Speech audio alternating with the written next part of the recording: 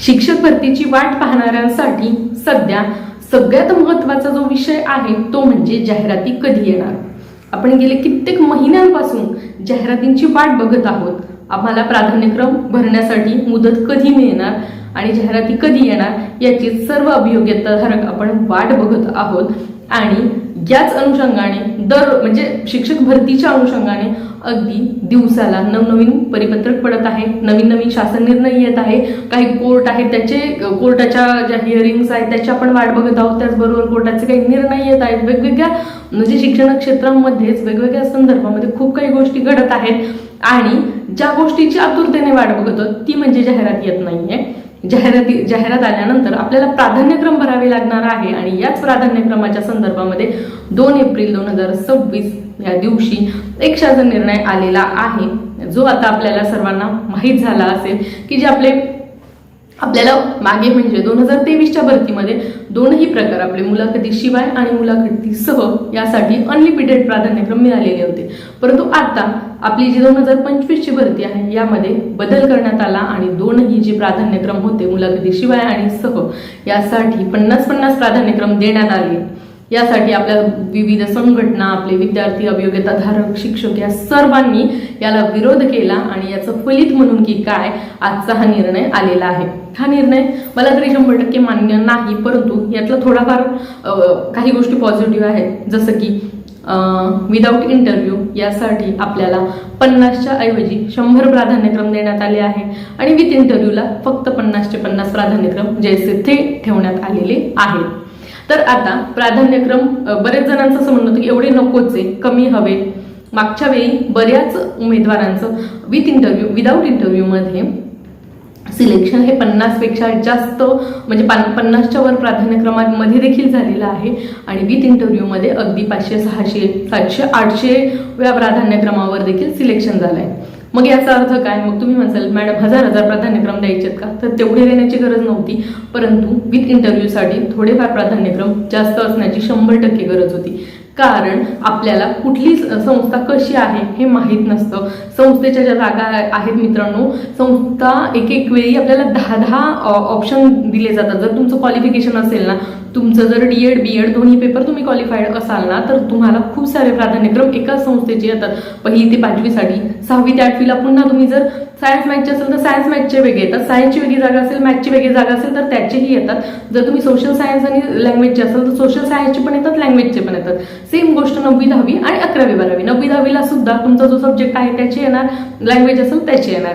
जर तुम्ही सायन्स मॅथचे असेल तर मॅथची जागा असेल तर मॅथचे येणार, सायन्सची जागा असेल सायन्सचे येणार, सायन्स मॅथची जागा असेल तर सायन्स मॅथचे येणार। अशा पद्धतीने एका संस्थेचे 6-6, 7-7 प्राधान्यक्रम येत होते। मग अशा वेळी जर 50 लिमिटेड प्राधान्यक्रम केले तर मग एक संस्था आपण जर समजा धरली तर त्याचे 10 धरले तर जवळपास 5 संस्था आपल्याला तिथले प्राधान्यक्रम देता येतील। किंवा जर आपण नाही खालच्या वर्गाला वेगळे वरच्या वर्गाला अशा पद्धतीने संस्था केल्या तर तुम्हाला त्या पद्धतीने त्या गोष्टी होऊ शकतात। तर अशा पद्धतीने गोष्ट झालेली आहे। त्यामुळे आणि बऱ्याचदा असं होतं की आपण एखादी संस्था प्राधान्यक्रमात दिली, परंतु ती संस्था कशी आहे, तिथे खरंच काय आर्थिक व्यवहार होईल का हे आपल्याला माहीत नसतं आणि याच गोष्टीमुळे कुठेतरी विद्यार्थ्यांचं नुकसान होऊ शकतं आणि त्याचमुळे थोडेफार प्राधान्यक्रम तरी संस्थेसाठी जास्त अभाव्य होते।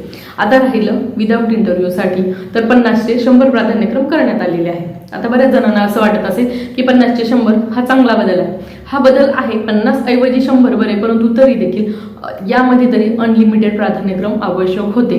कारण विदाऊट इंटरव्ह्यू म्हणजे तुम्हाला आता तुम्हाला माहिती आहे की नवीन निर्णय आलेला आहे, त्यामुळे मुलाखतीसह मध्ये बरेचसे बदल झालेले आहे। मग आता जर आपलं समथिंग मार्क्स असतील, ॲव्हरेज मार्क जरी पकडले आपण 120 ते 130च्या दरम्यान ॲव्हरेज विद्यार्थी आहे, ॲव्हरेज विद्यार्थी हा नेहमी त्याचं सिलेक्शन होतं फक्त त्याच्या जिल्ह्यापासून थोड्याशा अंतरावर त्याचं सिलेक्शन होत असतं, जो ॲव्हरेज विद्यार्थी असतो। मग तुम्ही विचार करा, जर त्या ॲव्हरेज विद्यार्थ्याचे जर प्राधान्यक्रम अशा पद्धतीने त्याच्याकडून दिले गेले आणि एखाद्या जिल्ह्यामध्ये त्याच्या मेरिट आलाय, परंतु तो प्राधान्यक्रम त्याच्या त्या 100 आलाच नाही, तर त्याचं नुकसानच आहे। तर 50 मध्ये जास्त नुकसान होणार होतं, परंतु 100 मध्ये ते तेवढंच थोडंफार कमी होईल। पण जर त्या विद्यार्थ्याला अनलिमिटेड प्राधान्यक्रम दिले असते तर त्याच्यावर अजिबात अन्याय झाला नसता, कुठे ना कुठे त्याचं मेरिट वाईज सिलेक्शन 100% होणार होतं। आता इथे कुठेतरी काही विद्यार्थ्यांवर नक्कीच अन्याय होणार आहे। त्यामुळे प्राधान्यक्रम देताना मित्रांनो खूप बारकाईने द्या. आता प्राधान्यक्रम नेमके कसे द्यायचे तर बघा, मी विदाऊट इंटरव्ह्यूसाठी सांगेल. ज्या याद्या लागल्या होत्या आपल्या म्हणजे या 2023च्या भरतीमध्ये जी पहिली यादी लागली होती त्या पहिल्या यादीचा व्यवस्थित अभ्यास करा. कारण आता नवीन भरतीमध्ये, येणाऱ्या भरतीमध्ये जास्त याद्या लागतील मागच्या वेळेसारख्या असं मला तरी वाटत नाही. जर लागल्या तर वेल अँड गुड. जर पहिल्या यादीचा अभ्यास करा. पहिल्या यादीमध्ये तुमची जी कॅटेगरी असेल त्या कॅटेगरीचा कट ऑफ कुठल्या जिल्ह्यामध्ये सर्वात कमी लागला तो जिल्हा आपल्या 100 प्राधान्यक्रमामध्ये इन्क्लूड करायला अजिबात विसरू नका. हे आता पुढच्या वेळी पण सेम गोष्ट होईल असं नाहीये, परंतु आपण जनरली कसं करतो, प्राधान्यक्रम भरत असताना जनरली आपण स्वजिल्हा, त्यानंतर आसपासचे जिल्हे, त्यानंतर माझ्या जिल्ह्यापासून माझं म्हणजे जाण्या येण्याचं अंतर मला कमी पडावं या अनुषंगाने आपण प्राधान्यक्रम देत असतो. आम्ही देखील तशाच पद्धतीने प्राधान्यक्रम दिले होते, परंतु आता तुम्हाला तसं करायचं नाही. आपलं मेरिट कुठल्या जिल्ह्यामध्ये कट ऑफच्या जवळपास म्हणजे आपलं मेरिट तर आपण आता सध्या तर प्रिडिक्ट नाही करू शकत की कट ऑफ काय लागेल, परंतु जुन्या कट ऑफमध्ये कट ऑफ पर्यंत कुठला जिल्हा गेला होता तो जिल्हा 100% इन्क्लूड करा. याचा अर्थ असा होतो की त्या जिल्ह्यामध्ये तुमचं मेरिट पुन्हा कमी लागू शकतं. अजून एक गोष्ट प्राधान्यक्रमामध्ये की आपल्या कॅटेगरीच्या जागा ज्या जिल्ह्यामध्ये सर्वात जास्त असतील तो जिल्हा तुम्ही द्यायचा. त्याचबरोबर ओपनच्या जागा सर्वात जास्त ज्या जिल्ह्यामध्ये, आता एखाद्याला 140 मार्क आहे तर त्यामुळे ओपनमध्ये सिलेक्शन होण्याचे चान्स आहे. त्यामुळे ओपनच्या जागा स्वतःच्या कॅटेगरीला आहेत नाही नसतील पण ओपनला तिथे जागा आहे तर ओपनच्या जागा ज्या जिल्ह्यामध्ये सर्वाधिक आहेत तर तो प्राधान्यक्रम देखील इन्क्लूड करा. असं होईल की एखादा विद्यार्थी आहे जो आपण नगर जिल्ह्याचं उदाहरण घेऊ, अहमदनगरचा आहे, त्याला वाशिम हा जिल्हा दूर पडतोय, परंतु वाशिम जिल्ह्यामध्ये बऱ्याचशा जागा त्याच्या कॅटेगरीच्या आहेत आणि दूर पडतोय म्हणून त्याने जवळच्या प्राधान्यक्रमामध्ये त्याचे 100 प्राधान्यक्रम जर त्याचे कव्हर झाले. कारण जरी आपले जेवढे जिल्हे आहेत त्याच्या अनुषंगाने एक समजा महानगरपालिका, नगरपालिका, त्याचबरोबर कटक मंडळ, त्यानंतर जिल्हा परिषद या पद्धतीने एका जिल्ह्याचे तुम्हाला 4 प्राधान्यक्रम येणार. आणि यावर्षी मला वाटत नाही पूर्ण 36 जिल्ह्यांच्या जाहिराती येतील. जाहिरातीमध्ये थोडाफार कमी हे होऊ शकतं. आणि मग जर तुमच्या कॅटेगरीला कुठे सर्वात जास्त जागा आहेत तो विचार न करता माझा जो जिल्हा आहे त्या जिल्ह्याच्या आसपास मी प्राधान्यक्रम देईल असा जर तुम्ही विचार केला तर तुमचं सिलेक्शन होणार नाही. त्यामुळे कॅटेगरीच्या सर्वाधिक जागा जिथं आहेत तो जिल्हा इन्क्लूड झालाच पाहिजे. त्याचबरोबर स्वजिल्हा तर तुम्ही करणारच आहात आणि त्याचबरोबर ज्या जिल्ह्यामध्ये आपल्या कॅटेगरीचं मागच्या वर्षीचं मेरिट लोएस्ट आलं होतं, कट ऑफ पर्यंत आलं होतं, तर अशा पद्धतीने त्या जिल्ह्याचा देखील प्राधान्यक्रम आपल्या प्राधान्यक्रमात तो जिल्हा समाविष्ट करण्याचा तुम्ही प्रयत्न केला पाहिजे किंवा तो जिल्हा समाविष्ट झाला पाहिजे. आता बघा मित्रांनो, दुसरी एक गोष्ट विथ इंटरव्ह्यूचं. आता विथ इंटरव्ह्यूचं तुम्हाला थोडासा विचार करावा लागेल कारण की फक्त 50 प्राधान्यक्रम द्यायचे आहे.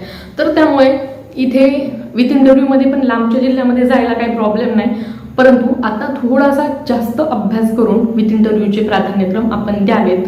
कारण अशा बऱ्याचशा संस्था आहेत की जिथं बऱ्याच गोष्टी घडतात. आता तुम्हाला माहिती आहे, वेगळं काही सांगण्याची गरज नाही.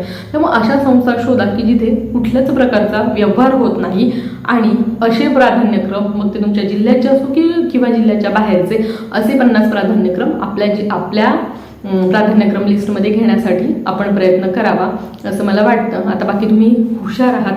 बरेच जे काही आपले अभियोग्यताधारक सिलेक्ट झालेले आहेत संस्थेवर त्यांचे काही अनुभव असणारे व्हिडिओज आहेत, ते व्हिडिओज वगैरे बघा. यूट्यूबला वगैरे त्यांनी टाकलेले आहेत की कुठल्या संस्था आहेत की ज्यांच्यामध्ये पैसे वगैरे लागत नाही. आपल्या पुण्याच्या वगैरे सिंहगड कॉलेज वगैरे त्या ठिकाणच्या ज्या संस्था येतात त्या येतात बरं भरपूर वेळा, तर तिथे वगैरे पैसे घेत नाही.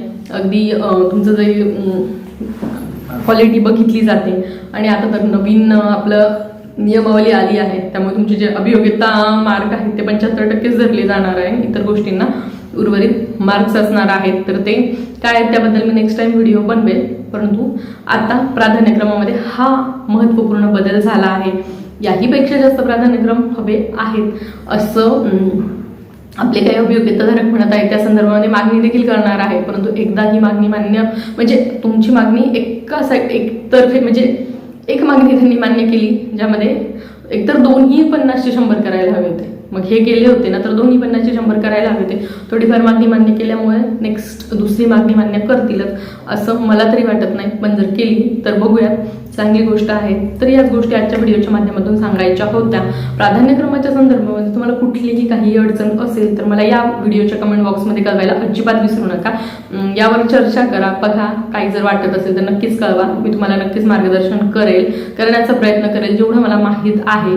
कारण मागच्या वेळी आपल्याला सर्वांना माहिती आहे अनलिमिटेड असल्यामुळे आम्ही अगदी जिल्ह्यांचे मेरिट किंवा जिल्हा न बघता त्याचं किलोमीटर वगैरे बघून अशा पद्धतीने प्राधान्यक्रम दिले होते. परंतु आता किलोमीटरकडे न जाता कुठेतरी तुम्ही याकडे जा की आपली जी कॅटेगरी आहे कट ऑफ पर्यंत कुठला जिल्हा गेला होता, तर अशा पद्धतीने तुम्ही प्राधान्यक्रम द्यावेत असं मला वाटतं. याहीपेक्षा वेगळ्या पद्धतीने कसे देता येतील, जर तुमच्याकडे काही आयडिया असतील तर कमेंटमध्ये कळवा. आपला व्हिडिओ आवडला असेल तर नक्कीच लाईक करा, जास्तीत जास्त शेअर करा आणि हो चॅनलवर पहिल्यांदा आले असेल तर आपलं पॅशनेट जर्नी हे चॅनल सबस्क्राईब करायला विसरू नका. कारण शिक्षक भरतीच्या संदर्भामध्ये मी तुम्हाला काही माझ्याकडच्या आयडियाज, काही मार्गदर्शन किंवा नवीन आलेल्या GR एक्सप्लेन करत असते. त्यामुळे चॅनलला अजूनही सबस्क्राईब केलं नसेल तर पटकन सबस्क्राईब करून घ्या आणि त्याच्या बाजूचा बेल आयकॉन देखील नक्की प्रेस करा, म्हणजे तुम्हाला माझ्या येणाऱ्या सर्व व्हिडिओचे नोटिफिकेशन वेळेत मिळत जातील. चला तर मग मित्रांनो, पुन्हा भेटूया अशाच नवीन अपडेटसोबत. तोपर्यंत चॅनलसोबत राहा. धन्यवाद.